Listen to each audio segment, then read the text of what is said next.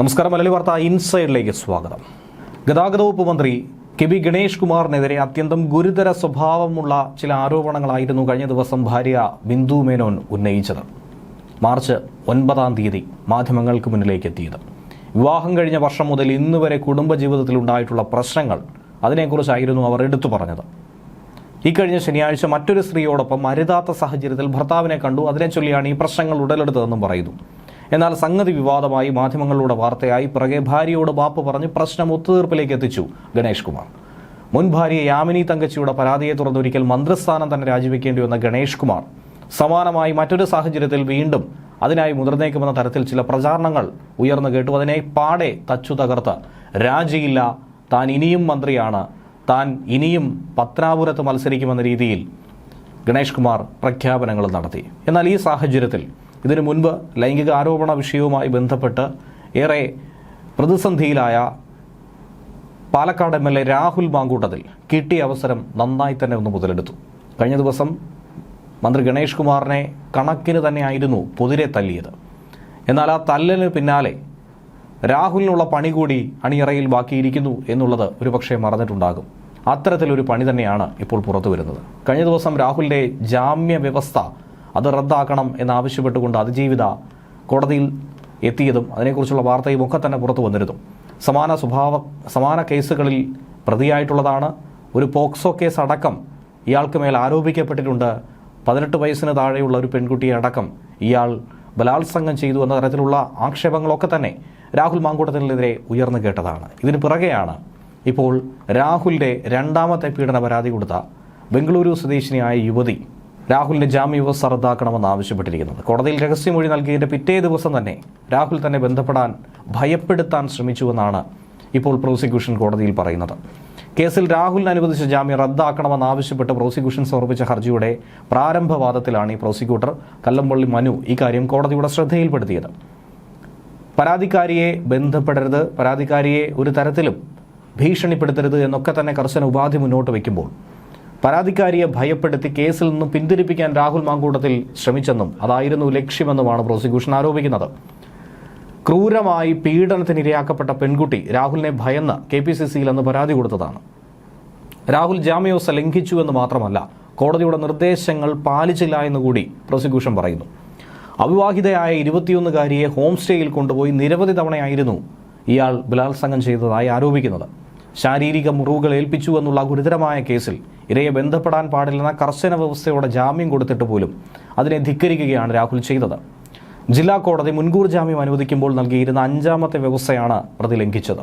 അതിജീവിതയെ ഫോണിൽ ബന്ധപ്പെടാൻ ശ്രമിച്ചെന്നാണ് പ്രോസിക്യൂഷൻ പറയുന്നത്. തിരുവനന്തപുരം ജുഡീഷ്യൽ 1ാം ക്ലാസ് മജിസ്ട്രേറ്റ് കോടതി 3 ഈ കേസ് പരിഗണിക്കുന്നത്. നെടുമങ്ങാട് കോടതിയിലാകട്ടെ രഹസ്യമൊഴി കൊടുത്തതിന് പിന്നാലെ ഫെബ്രുവരി 17 രാഹുൽ വാട്സപ്പ് കോൾ ചെയ്തെന്നാണ് യുവതി പോലീസിന് കൊടുത്ത പരാതിയിൽ പറയുന്നത്. ഇതിനെ തുടർന്ന് ജാമ്യം റദ്ദാക്കണമെന്ന ഹർജിയുമായി തന്നെയാണ് സംഘം കോടതിയെ സമീപിച്ചത്. എന്നാൽ ഈ കേസ് ഇന്ന് വീണ്ടും പൊങ്ങി വരുമ്പോൾ മന്ത്രി ഗണേഷ് കുമാറിനെതിരെ വീണ്ടും ആരോപണം ഉന്നയിക്കുന്നുണ്ട് രാഹുൽ മാങ്കൂട്ടത്തിൽ. അത്ര എളുപ്പത്തിൽ ഗണേഷ് കുമാർ ഊരിപ്പോകാമെന്ന് കരുതേണ്ട എന്ന് തന്നെയാണ് രാഹുലും അതോടൊപ്പം ഇപ്പോൾ കോൺഗ്രസ് നേതാക്കളും കരുതുന്നത്. ഗണേഷ് കുമാർ സ്ഥിരം കുറ്റവാളിയാണെന്നാണ് രാഹുൽ മാങ്കൂട്ടത്തിൽ പറയുന്നത്. അന്തരിച്ച മുൻ മുഖ്യമന്ത്രി ഉമ്മൻചാണ്ടിയുടെ മനസ്സ് വേദനിപ്പിച്ചതിനുള്ള കൂലിയാണ് ഗണേഷ് കുമാറിന് ഇപ്പോൾ കിട്ടിക്കൊണ്ടിരിക്കുന്നതെന്നാണ് മാങ്കൂട്ടത്തിൽ ആരോപിക്കുന്നത്. ഗണേഷ് കുമാറിനെതിരെ ആരോപണവുമായി ഭാര്യ ബിന്ദു മേനോൻ രംഗത്ത് വന്ന വിഷയത്തിൽ പ്രതികരിച്ചുകൊണ്ടാണ് MLA ഇക്കാര്യങ്ങൾ പറഞ്ഞത്. തന്നെക്കുറിച്ച് ആരോപണം ഉന്നയിക്കാൻ എനിക്ക് യോഗ്യതയില്ല എന്നാണ് ഗണേഷ് കുമാർ പറഞ്ഞത്. എന്നാൽ ഗണേഷ് കുമാറിനെ കുറിച്ച് പറയാൻ ഏറ്റവും യോഗ്യതയുള്ളത് ഞങ്ങളുടെ നേതാവായിട്ടുള്ള R. ബാലകൃഷ്ണപിള്ളയ്ക്കാണ്. അദ്ദേഹം ഒരിക്കൽ പറഞ്ഞത്, എനിക്ക് എൻ്റെ ഭാര്യയെ സംശയമില്ലാത്തത് കൊണ്ട് മാത്രം ഗണേഷ് കുമാർ എൻ്റെ മകനാണെന്ന് ഞാൻ വിശ്വസിക്കുന്നുവെന്നായിരുന്നു. ബലാത്സംഗ കേസിൽ തന്നെ പാലക്കാട് ഹോട്ടൽ വളഞ്ഞ് SIT കസ്റ്റഡിയിലെടുത്ത കാര്യമടക്കം രാഹുൽ മാങ്കൂട്ടത്തിൽ ഇക്കൂട്ടത്തിൽ പരാമർശിച്ചു. ഊരും പേരുമില്ലാത്ത, ആരുടേതെന്ന് പോലും അറിയാത്ത ഇമെയിലിൽ വന്ന പരാതിയുടെ അടിസ്ഥാനത്തിൽ SIT രൂപീകരിച്ച് ഒരു ഹോട്ടൽ വളഞ്ഞ് ഒരു ജനപ്രതിനിധിയെ അറസ്റ്റ് ചെയ്യാൻ താല്പര്യപ്പെടുന്ന കേരള പോലീസിന് നേതൃത്വം കൊടുക്കുന്ന പിണറായി വിജയൻ ഗണേഷ് കുമാറിനെ അറസ്റ്റ് ചെയ്യാൻ എപ്പോഴാണ് പോലീസിനെ അയക്കുന്നതെന്നാണ് മാങ്കൂട്ടത്തിൽ പരിഹസിച്ചത്. ഗണേഷ് കുമാർ നിരന്തരമായ ആരോപണങ്ങൾ കേൾക്കേണ്ടി വരുന്ന സ്ഥിരം കുറ്റവാളിയായി മാറുന്നു. അദ്ദേഹത്തിനെതിരെ ഭാര്യ ഗുരുതരമായ ആരോപണം ഉന്നയിച്ചിട്ടും 112 വിളിച്ചിട്ടും ആ പരാതിക്ക് എന്ത് പരിഹാരമുണ്ടായി എന്ന് മുഖ്യമന്ത്രി തന്നെ മറുപടി പറയണം. തൻ്റെ ഫോൺ ഗണേഷ് കുമാർ ചോർത്തിക്കൊണ്ടിരിക്കുന്നെന്നാണ് ഭാര്യ പരാതി പറഞ്ഞിട്ടുള്ളത്. അധികാര ദുർവിനിയോഗമാണ് നടന്നുകൊണ്ടിരിക്കുന്നത്. ഇക്കാര്യത്തിൽ അന്വേഷണം വേണമെന്നും അദ്ദേഹം ആവശ്യപ്പെട്ടു. ഗണേഷ് കുമാറിന്റെ പ്രണയത്തിൽ ഇടപെടുന്നില്ലെന്നും, എന്നാൽ അവിടെ ഒരു ഗുരുതരമായ നിയമവിരുദ്ധ പ്രവൃത്തി ഉണ്ടായിട്ടുണ്ടോ എന്ന് ഗണേഷ് കുമാർ പറയണമെന്നാണ് രാഹുൽ മാങ്കൂട്ടത്തിൽ ആവശ്യപ്പെട്ടത്. എല്ലാവരും വിശ്വാസത്തോടെ കാണുന്ന ഒരു ബിംബത്തെ ഞാൻ ചൂഷണം ചെയ്തിട്ടുണ്ടോ എന്ന് ഗണേഷ് കുമാർ പറയണം. തന്നെ മന്ത്രിയുടെ സ്റ്റാഫുകൾ കയ്യേറ്റം ചെയ്തുവെന്ന ഭാര്യയുടെ ആരോപണത്തിൽ എന്ത് നടപടിയാണ് എടുത്തതെന്ന് മുഖ്യമന്ത്രി വ്യക്തമാക്കണം. ഇക്കാര്യങ്ങളിലൊന്നും തന്നെ മറുപടി കിട്ടിയിട്ടില്ല എന്നാണ് രാഹുൽ മാങ്കൂട്ടത്തിൽ പറയുന്നത്. ഇതിനിടയിൽ ഈ വിവാദത്തിൽ പ്രതിപക്ഷ നേതാവ് വി ഡി സതീശനും പ്രതികരിച്ചിട്ടുണ്ട്.